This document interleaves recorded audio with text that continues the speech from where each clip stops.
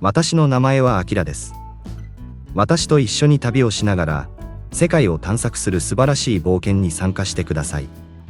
忘れられない思い出を作りましょう。宮崎の青島ビーチは、美しい夕日と黄金の砂浜で知られています。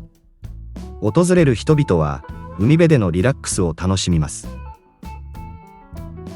ビーチは透明な海水が特徴で、泳ぎや様々なウォータースポーツに最適です。家族は週末の外出に選ぶことが多いです。近くの青島は、緑豊かな自然と美しい散策道を提供しています。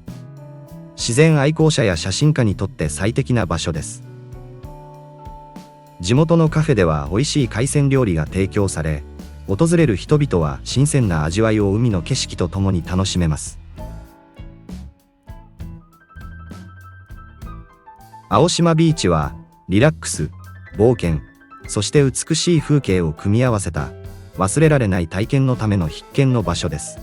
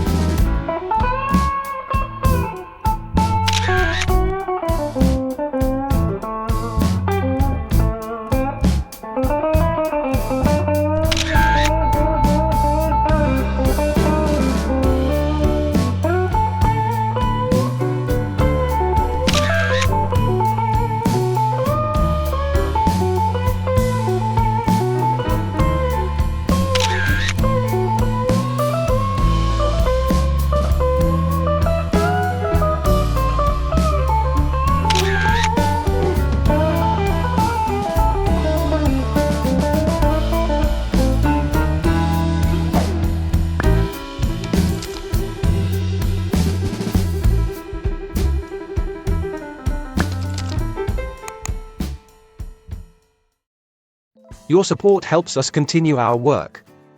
Here are 2 easy ways you can contribute. The first one is support us on Buy Me a Coffee. A simple and direct way to make a one-time donation. Every contribution helps us create more valuable content. The second one is join our Patreon community. Get access to exclusive content and resources. We offer both free and paid memberships, so everyone can join. Free members get a variety of creative resources. Paid members unlock extra perks and exclusive content. We are so grateful for your support.